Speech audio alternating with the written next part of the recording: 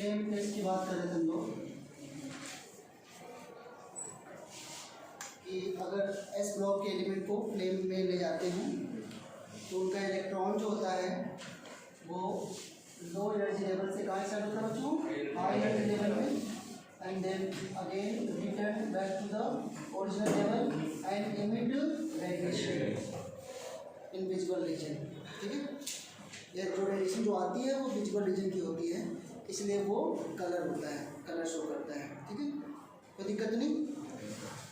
और एक्साइटेशन, जिसे आपने मैंने सोडियम की बात की तो मैंने कहा सोडियम में इलेक्ट्रॉन कहाँ से होता है, 3s से 3p में, कोई डाउट नहीं किसी को। अब अगर किसी एलिमेंट की आयोनाइजेशन एनर्जी बहुत ज़्यादा है तो फिर उसमें ये टेस्ट नहीं आता है। ठीक है ना, क्यों? क्योंकि अगर आयोनाइजेशन ज़्यादा है तो वो विजुअल रीजन से अबव रीजन के लाइट को एब्जॉर्ब करेगा एक्साइटमेंट के लिए और फिर कलर शो नहीं करेगा। तो दिक्कत नहीं। अगर विजुअल रीजन से कोई कंपाउंड लाइट को एब्जॉर्ब करता है for excitation of the electron from lower energy level to high energy level, then it will show colour. जैसे अगर मैं याद करो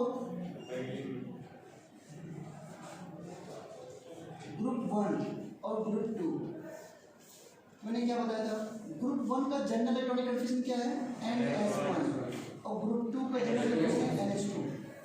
याद करो मैंने क्या बताया था, किसकी आयोनाइजेशन ज़्यादा होती है जनरल, ग्रुप 1 की या ग्रुप 2 की? ग्रुप 2 की। Why? Because they have fulfilled configuration.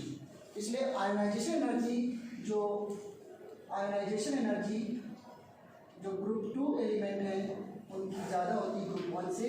लेकिन इसका मैं और अच्छा ट्रेंड बताया मैंने आपको कि अगर मैं फर्स्ट आयोनाइजेशन को कंपेयर करूँ, फर्स्ट आयोनाइजेशन एनर्जी को, इसे सोडियम और मैग्नीशियम की मैं फर्स्ट आयोनाइजेशन एनर्जी कंपेयर करूँ, ये लास्ट में 3s1 है और ये 2 क्या है लास्ट में 3s2 है, तो first ionisation energy of sodium is less than first ionisation energy of magnesium, but second ionisation energy of sodium is very much greater than magnesium। समझ रहे बच्चों क्यों? Of magnesium. Reason behind it कि जो first electron निकालने के बाद इसमें सेल चल जाएगी, है ना, यहाँ पे से दूसरा इलेक्ट्रॉन सेकेंड सेल में निकलेगा और यहाँ पे दूसरा इलेक्ट्रॉन थर्ड सेल से ही निकलेगा। ओके, बट हमें जब फ्लेम टेस्ट की बात हो रही है तो यहाँ पर फर्स्ट की बात हो रही है, फर्स्ट इलेक्ट्रॉन के एक्साइटेशन की बात हो रही है। तो क्या होता है कि जो एल्कलाइन अर्थ मेटल होते हैं, एल्कलाइन अर्थ मेटल कौन कौन से, beryllium, magnesium, calcium, strontium, barium और रेडियम, जो एल्कलाइन अर्थ मेटल है, इसमें देखो बेरिलियम का कंडीशन क्या होता है लास्ट में 2s2, इसके लास्ट में 3s2, तो ये काफ़ी छोटा साइज है बेरिलियम का, ऊपर से फुलफिल्ड कन्फिग्रेशन है, s पूरा भरा हुआ है, तो इससे इलेक्ट्रॉन निकालने के लिए you have to provide more amount of energy. That's why beryllium and magnesium do not show flame test in normal condition, ये फ्लेम टेस्ट को शो नहीं करते हैं। ये क्वेश्चन आ सकता है, they do not show flame test because of high ionisation energy, because of high ionisation energy. Note कर लिया इस बात को आप लोगों ने?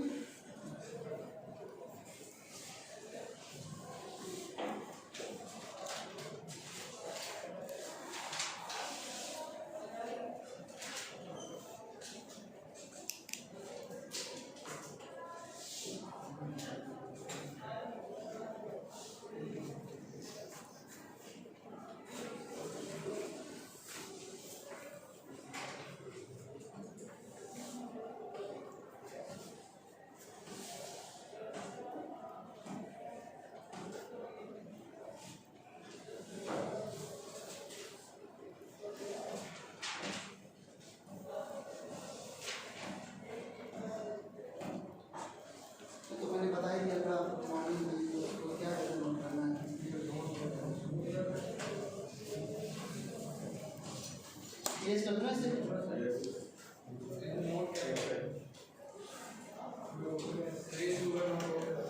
हो गया ना? बस वही पॉइंट नोट करना था आपको यूनिट गैस का, और ये तो मैंने कर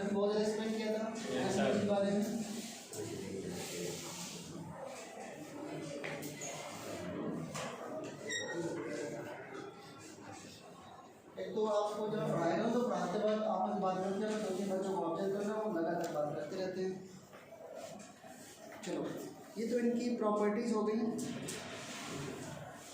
ये जो कलर लिखवा है ना at the time of exam, एक बार देख लेना, कलर याद कर लेना, अदरवाइज कलर तो डेली याद करने का फायदा नहीं है, कोई भूल जाओगे बार बार ना।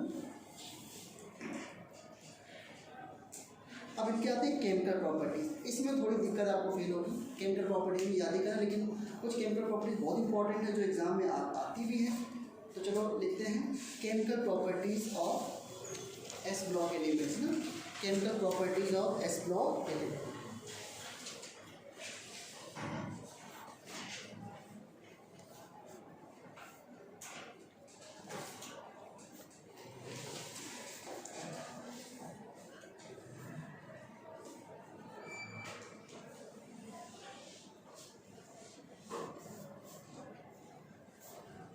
केमिकल प्रॉपर्टीज देखो, केमिकल प्रॉपर्टीज मतलब क्या होता है, केमिकल रिएक्शन की करनी ना, कैसे केमिकल चेंज हो रहा है इनके दूसरे एलिमेंट के साथ। तो अगर मैं ग्रुप 1 पे पहले रिएक्शन कहूँ, ग्रुप 1 की, तो अगर मैं इनके ऑक्साइड्स की बात करूँ, ऑक्साइड्स, ग्रुप 1 के ऑक्साइड की बात करूँ, तो ऑक्साइड मतलब ये एयर स्टेट में क्या बनाएंगे ऑक्साइड। तो इनके ऑक्साइड किस टाइप के होते हैं बच्चों, M2O टाइप के होंगे, क्योंकि ऑक्साइड क्या होता है O2 माइनस, और मेटल कैसा है यहाँ पे +1, तो इसका फैक्टर 1 है, इसका फैक्टर 2, इसका 1 है, तो ऐसे कंपाउंड बनेंगे ना, तो क्या बनेगा M2O, इस तरह बनाएंगे ऑक्साइड। तो अगर मैं बोलूँ कि लिथियम किसी तरह एयर से, एयर मतलब ऑक्सीजन से, तो क्या बनेगा Li2O, ठीक है। अगर सोडियम से कराओगे तो क्या बनेगा Na2O, अभी कुछ और नहीं करना है, बनेगा Na2O। पोटेशियम से कराओ तो K2O, पोटेशियम से K2O बनता है। आदित्य क्या है, क्यों नहीं तुम पीछे से आगे इसकी के, तो K2O बनेगा, बट पोटेशियम ऑक्सीजन के साथ प्रेफर करता है टू फॉर्म KO2, क्या प्रेफर करता है KO2। इसके बाद अगर रुबीडियम की बात करें, ये Rb2 बनाएगा, इसी तरह बनाना, सारे बनाएंगे इस तरीके से, लेकिन चाहता क्या बनाना RbO, सुपर ऑक्साइड।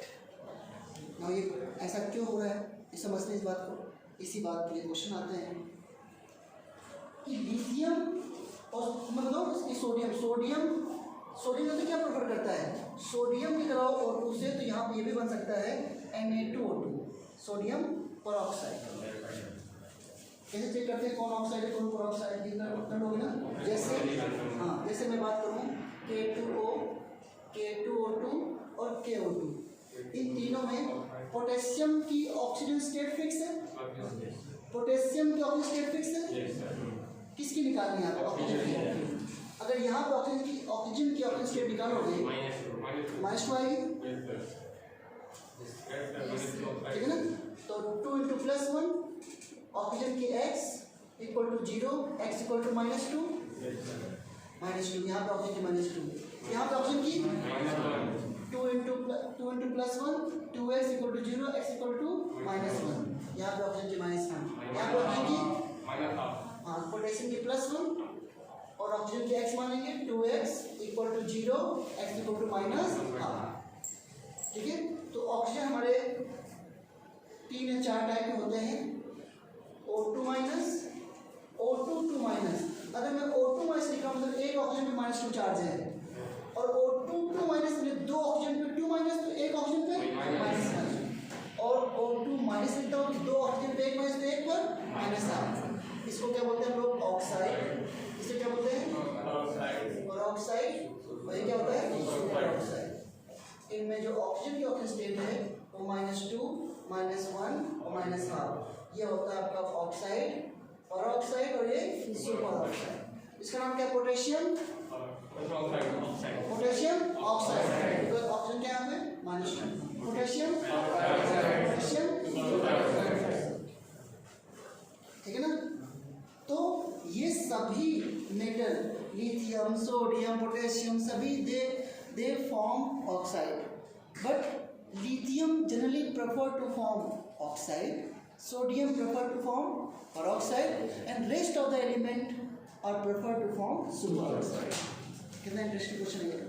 तो पहले आप इसको लिखो और फिर मैं इस बात को लिखवाता हूँ, फिर इसका आंसर समझते कैसे रखेगा थोड़ा बहुत। सेकंड ग्रुप पूरा सेकंड ग्रुप पूरा सेकंड ग्रुप में सभी के ऑक्साइड डबल वेस्टेबल लास्ट के। सेकंड ग्रुप में लास्ट में देखो पेरोक्साइड प्रेफर करेंगे। नहीं हो तो मैंने बेरिलियम और मैग्नीशियम के लिए मना किया है। सेकंड ग्रुप में बेरिलियम और मैग्नीशियम के लिए फ्लेम टेस्ट के लिए कहा है, तो वो नॉर्मल कंडीशन में फ्लेम टेस्ट नहीं शो करते हैं।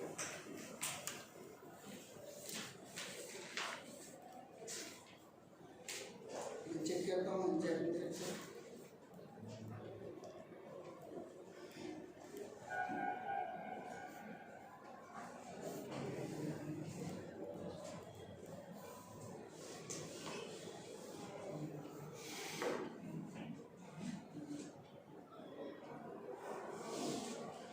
CaSr और Ba का फ्लेम टेस्ट होता है, ठीक है।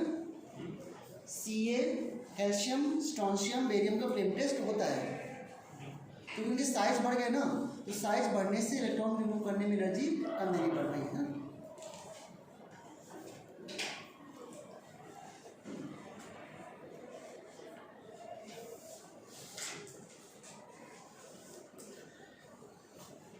ठीक है ना। चलो अब एक चीज लिखो जरा, लिथियम, ये मैं एक बार बोलता हूँ फिर अपने आप से लिख लेना। Lithium prefer to form oxide, sodium peroxide and rest of the element superoxide. इसके आगे वाई लगा देना कि ऐसा क्यों है, फिर एक्सप्लेन करता हूँ। लिखो इस बात को।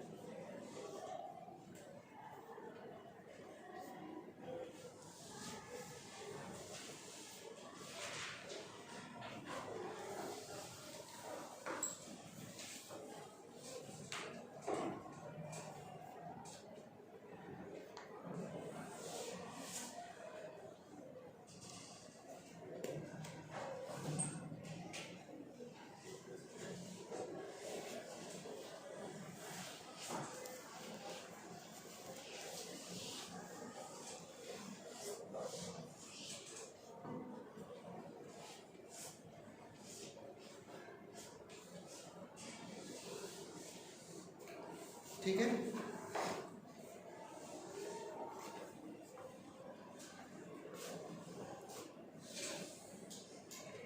तो क्या रीजन है इसका? इसका रीजन सिंपल है, थोड़ा बहुत समझा जा सकता है। ऑक्साइड O2 माइनस होता है, अभी आपने देखा। पेरोक्साइड O2 माइनस है और सुपर ऑक्साइड O2 माइनस है। मैं अगर इसमें नेगेटिव चार्ज डेंसिटी की बात करूँ, नेगेटिव चार्ज डेंसिटी की बात करूँ, तो किस पर नेगेटिव चार्ज डेंसिटी ज़्यादा है? O2 माइनस में। Oxide, peroxide and super oxide. क्या क्लियर है? ये नेगेटिव चार्ज डेंसिटी ज़्यादा है, ठीक है।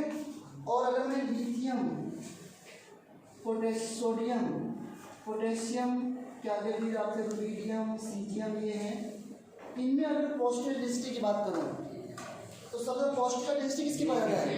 लिथियम। उसके बाद ये रेस्ट ऑफ एलिमेंट पीछे जाएंगे, तो क्या समझे बात को? हाई पॉजिटिव चार्ज डेंसिटी वाला ज़्यादा stable oxide high negative charge density वाले से बना रहा है। लिथियम पे हाई पॉजिटिव डेंसिटी है और ऑक्सीजन पे हाई नेगेटिव चार्ज डेंसिटी है, और बीच वाला क्या बना रहा है? पेरोक्साइड, और लास्ट में क्या बना रहे हैं? Super oxide. देखिए चार्ज अपॉन रेशियो के अकॉर्डिंग, ठीक है ना। तो अब मतलब इसको इससे और किसी तरीके से नहीं समझा सकता है, बस ये एक तरीका है। और एनसीईआरटी में तो कहीं कुछ नहीं लिखा हो कि भाई इसका ऑक्साइड क्यों। हाँ ये जरूर शायद कहीं लिखा हो कि इसका ऑक्साइड ज़्यादा प्रेफर करता है बनाना, लेकिन रीजन इस तरह दे रखे हैं तो रीजन इससे निकालने पड़ेंगे आपको, ठीक है। So high positive charge density lithium combine to high negative charge density oxide है, ठीक है ना। तो दिक्कत तो लिख सकते हो इस बात को कि it is due to charge, it is due to lithium has high positive density and oxide has high negative charge density.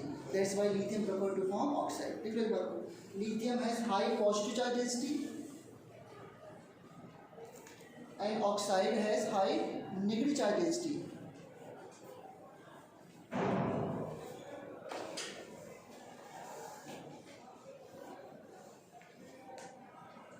So lithium prefer to form oxide.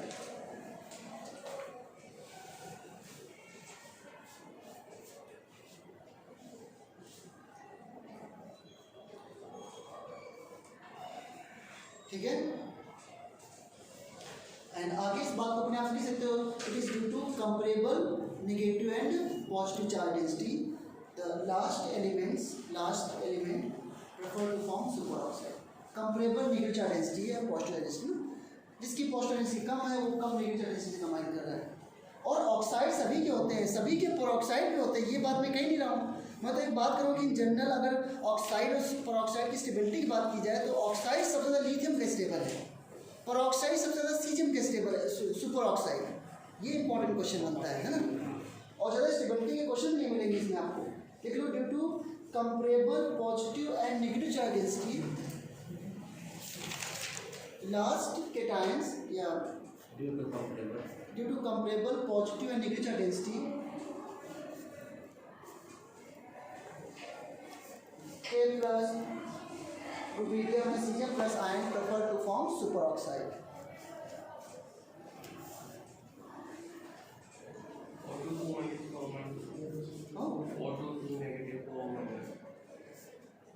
O2 negative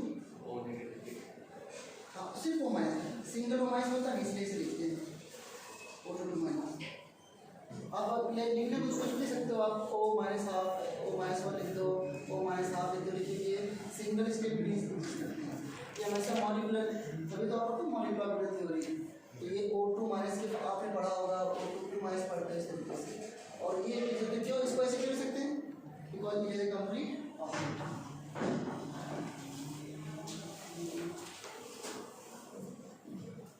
आई बात समझ में सबको, इस तरीके से होते हैं। इसे क्वेश्चन मैं आपसे पूछूं, Li2O, Na2O, K2O और CH2O, इसमें ऑर्डर ऑफ स्टेबिलिटी क्या होगा? Li2 होगा। वेरी गुड, स्टेबिलिटी ऑर्डर इसमें इसका है। लेकिन इसका एक रीजन और दे सकते हैं हम लोग जिनके ऑक्साइड की स्टेबिलिटी करेंगे। अगर सिर्फ इसे ऑक्साइड एक्सपेक्ट करना हो, उसका नाम क्या है? Lattice enthalpy. सुना लैटिस एंथैल्पी? लैटिस एंथैल्पी कौन डिफाइन करेगा? लैटिस एंथैल्पी क्या होती है, कौन डिफाइन करेगा?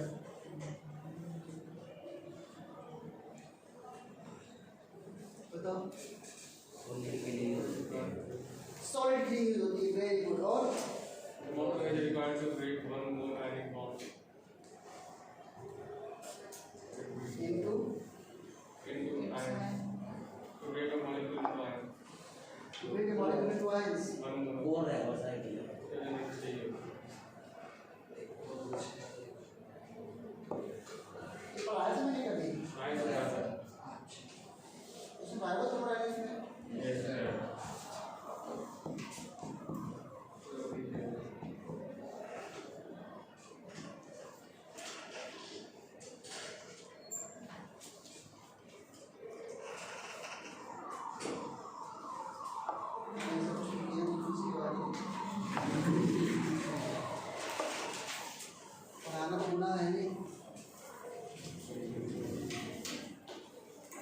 जब आप लोगों को मन ना हो और तभी पढ़ाना है तो गुनाह नहीं है।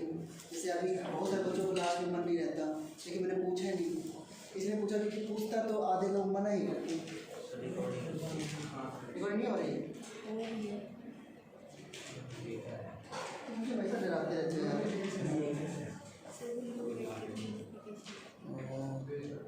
तो इसको कैंसिल वाले में फिंगर नहीं लगा सकते थे, फिंगर बहुत ज़्यादा इंपॉर्टेंट है।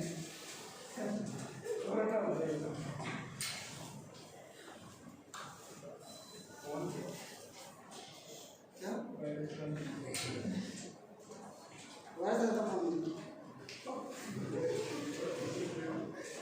सैनिटाइज कर लेता।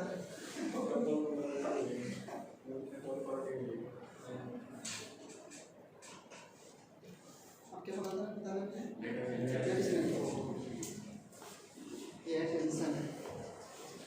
लैटिस वर्ड किसके यूज करते हैं? हाँ हाँ, क्या बोला सर? किसके यूज करते हैं? बोलो बोलो। क्लोज पैक स्ट्रक्चर के लिए वेरी बिल्कुल से बोला आपको। क्लोज पढ़ने को पहले आपने बिल्कुल से बोल रहे हैं। लैटिस वर्ड यूज करते हैं क्लोज पैक सॉलिड के लिए, है ठीक है। तो और एनर्जी की बात हो रही तो मतलब किसी को तोड़ना होना है, तो लैटिस एनर्जी सॉलिड यूज करते हैं। और सॉलिड में क्लोज पैक स्ट्रक्चर होता है। फिर आपने ये भी पढ़ लिया होगा CCP BCC क्या होते हैं, सुनिए पढ़िया होगा। आप तो दो की सोच रखते हो। बुढ़ापा समझ नहीं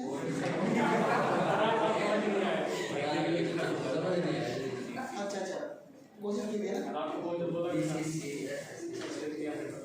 तो लैटिस एनर्जी होती है किसी लैटिस को ब्रेक करने के लिए जो एनर्जी चाहिए होती है। ब्रेक करना है तो एनर्जी चाहिए और बनाना है तो मिलती है, ठीक है। तो ये इसमें एक्सप्लेन किया था हमारा इसमें, तो इसको समझ नहीं आएगा तो मैं वो एग्जाम्पल लिखूँ। जैसे ये NaCl सॉलिड है। NaCl सॉलिड को इसमें जो आयन्स है उसमें तोड़ना है। Na+Cl- ये गैस है, ये भी गैस है, ठीक है। और क्या देनी पड़ेगी फिर इसको? एनर्जी। तो क्या दे दी देखो यहाँ पे E फॉर एनर्जी। तो ये टूट गया Na+ गैस में, Cl- गैस है। Na+ गैस में लेके जाना है तो डेफिनेशन हो गई। फिर तो डेफिनेशन में बस एक मोल लगाना पड़ता है बस अच्छे तरीके से ना। तो amount of energy required to dissociate 1 mole of ionic solid into its constituent ions. Into its constituent ions का मतलब क्या हुआ? जिससे मिलकर बना है। तो में कोई ऐसा है कोई जादूगर जो NaCl को K+ आयन डिसोसिएट कर दे? है कोई ऐसा? तो बना सकते हैं Na+ से K+? बना सकते हैं ना। हाँ Na+ भी यहाँ हटा के बस बोलोगे है ना। तो कॉन्स्टिट्यूएंट आयंस मतलब जिससे वो सॉलिड के बना है। तो डेफिनेशन क्या है बच्चों को बताना? The amount of energy required to dissociate 1 mole of ionic solid into its constituent ion. और आयन किसमें होती है? गैसेस के। अच्छा, यहाँ पर जिसमें चार्ज है +1 है या -1 है। अगर कोई आयनिक सॉलिड ऐसा है MgCl2, यहाँ पे +2 यहाँ पे -2 है। -2 का मतलब एक Cl पे तो -1 है। तो बट यहाँ पे फोर्स ऑफ अट्रैक्शन NaCl से ज़्यादा होगा कम होगा? ज़्यादा। तो इसकी लैटिस ज़्यादा नहीं पड़ेगी कम देनी पड़ेगी? ज़्यादा नहीं पड़ेगी। ये तो बिल्कुल क्लियर है ना सबको, ठीक है। तो क्या मैं लिख सकता हूँ lattice energy directly proportional to charge. जितना ज़्यादा आयन्स में चार्ज होगा उतना स्ट्रांगली वो बाइंड होंगे दूसरे से और उसको दूर करने के लिए भी उतनी ज़्यादा एनर्जी देनी पड़ेगी। बोलो कोई दिक्कत है? ओके। अब अगर मैं लिखूँ LiCl और NaCl, इन दोनों यहाँ पे +1 -1 +1 -1 किसकी भी ज़्यादा फोर्स ऑफ अट्रैक्शन है? LiCl की, क्योंकि छोटे साइज है तो ज़्यादा पास आ जाएंगे। ज़्यादा पास आएंगे तो फोर्स ऑफ अट्रैक्शन ज़्यादा एनर्जी चाहिए टू ब्रेक दिस सॉलिड। तो नहीं समझे क्या? अगर साइज बड़ा होगा तो दो एटम जो है, दो आयन दूर नहीं होंगे, उनके बीच में इंटरन्यूक्लियर डिस्टेंस दूर नहीं होगी। तो ज़्यादा होगी इंटरन्यूक्लियर डिस्टेंस तो उसको ब्रेक करने के लिए आपको कम एनर्जी देनी पड़ेगी। कोई दिक्कत नहीं। तो क्या मैं lattice energy inversely proportional to size कर सकता हूँ? अगर साइज ज़्यादा होगा केटाइन या एनाइन का तो वो दूर होगा, ऑलरेडी दूर होगा। जो दूर है तो उसको दूर हटाने के लिए कम एनर्जी देनी पड़ेगी। कोई दिक्कत नहीं। बता चुका सारा कुछ मैं। क्या क्या आ गया?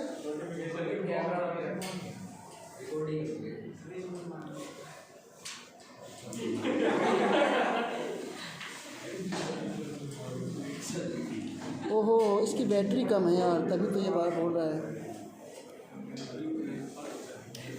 यहाँ देखिए, समझ गए क्या? Lattice energy charge directly proportional होगी और साइज के इनवर्सली प्रोपोर्शनल। कोई दिक्कत से कोई दिक्कत है?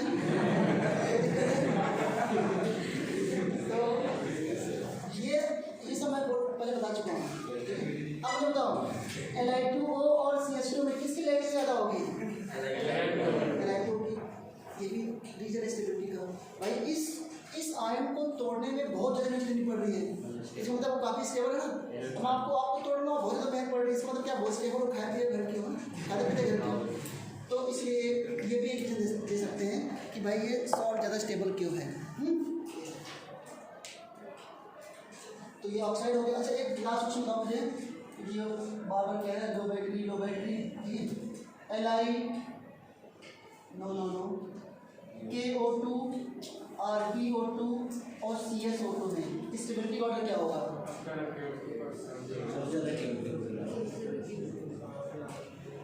सुपर ऑक्साइड जो है ना, सुपर ऑक्साइड में यहाँ नहीं देखिए किस तरीके से सुपर ऑक्साइड कब बनता है?